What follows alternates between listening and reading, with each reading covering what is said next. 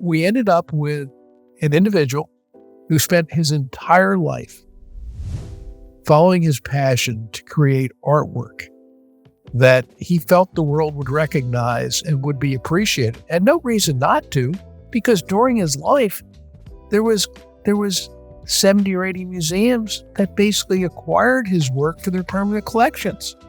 So this wasn't some foolish journey.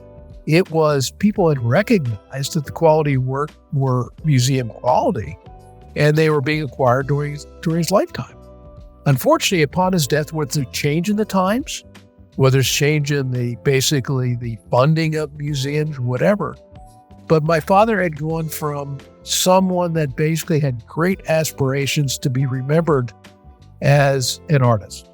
I don't want to say famous. I don't want to say renowned. I don't want to say a fellow that made a lot of money or sold a lot of pictures. He just wanted to be recognized as an artist.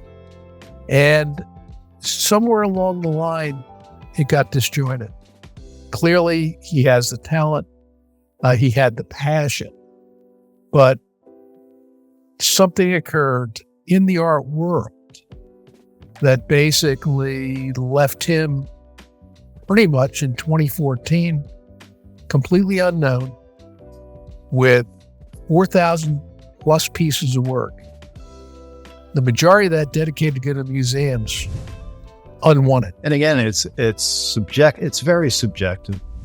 But it's amazing to me that a Rothko can bring $50 million, but you could buy a Botticelli, for probably $8-10 million. I mean, it's a whole other world when it comes to valuation of what art is worth. Museums are making choices about things that are unique in works of art for our purposes, because we want to touch people's lives. And, the ultimate measure of our success is the degree to which we're bringing creativity and self-expression to our communities. You can look at that process from a market point of view and say, okay, museums have experts in them. Bill Valerio has a PhD in art history. Maybe he knows something about things or two. And so, if I see this work of art hanging on the walls at Woodmere, well, there's been a vetting process. And, oh yeah, I know and trust Bill, or, whatever curator it might be. And that could validate the art from a market point of view. But that market point of view is not the museum's goal or concern or bother. There's an artist standing in front of a blank canvas, and they know if they successfully do a painting, it might sell for $1 million. I mean, it can kind of ruin them in a way, because either they paint something they know isn't good, it still sells, or they get whatever painter's block or something like that and don't know what to do.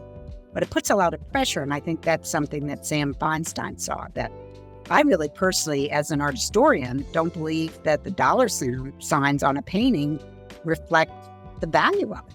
I mean, that can be beautiful work of art that might not sell for very much, but could give someone much more pleasure and be much more meaningful than something maybe that, whatever, an Andy Warhol or soup can or something. And his classes were like gymnasiums. You would go to work out.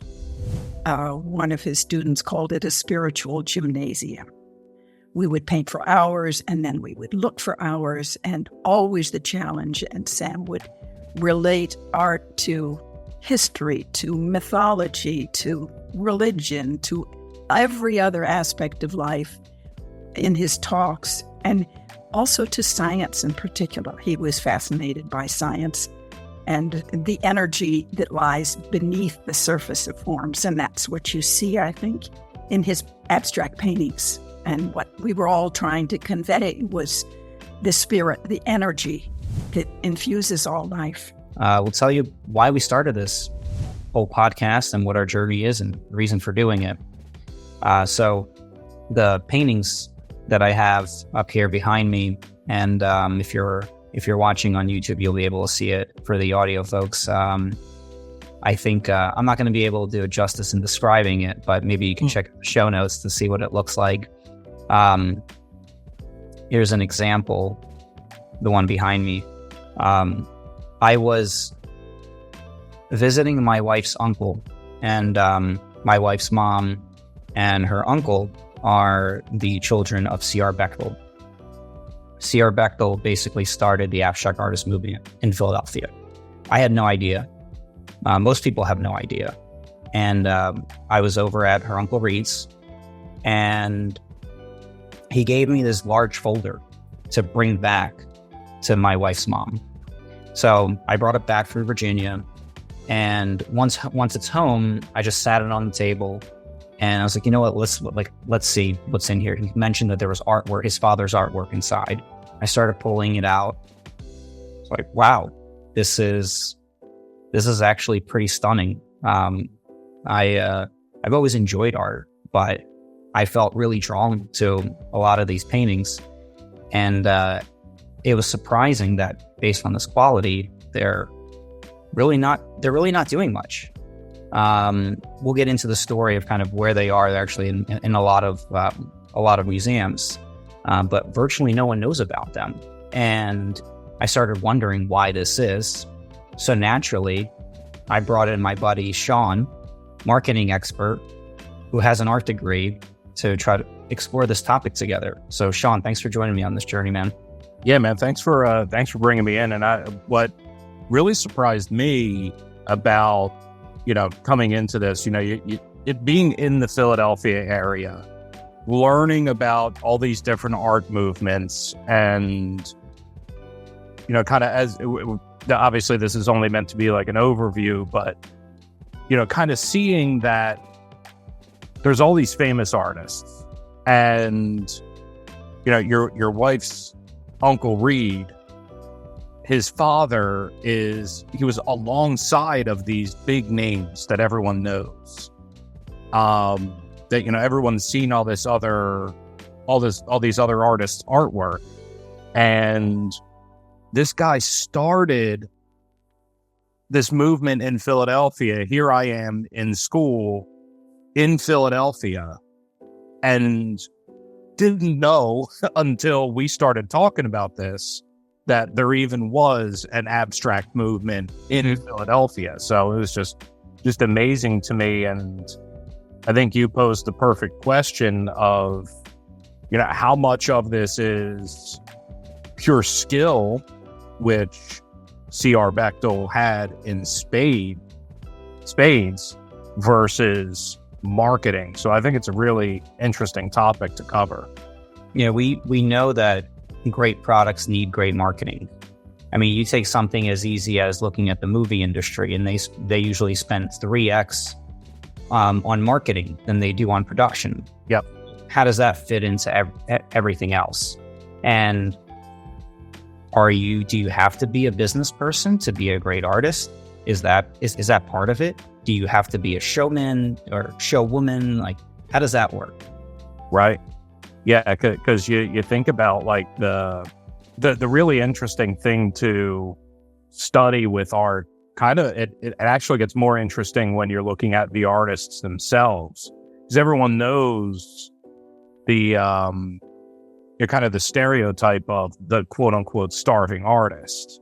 It's what you find, in looking at some of these folks, is that it's not necessarily always true. You know what I mean? Like that's not a true condition for every artist out there. There were plenty of artists that were very wealthy because of their work. Salvador Dali, Jackson Pollock, these guys that, and there's plenty more that were very wealthy. But again, you're right. Like, how much of it is because they were smart business people and half decent artists versus, someone who maybe doesn't have that savvy, but is still a great artist. Yeah. We're going to explore it. We're going to explore the tagline of this show is the making and missing of iconic artists. Yep. What does it take to make it? And how do people miss it? And that feeds the name Famous or Foolish. So as we go on this journey, we're planning to talk to family members, museums, curators of museums, collectors, investors, the artists themselves. And I guess for us, I think the next step is let's go to the source of and let's go to Uncle Reed and see what his journey has been so far with his father's work. Makes sense to me. All right, stay tuned in. We're going to cover a lot of ground from a lot of different aspects of the industry, and hopefully uncover how the marketing industry works and what it takes to make it.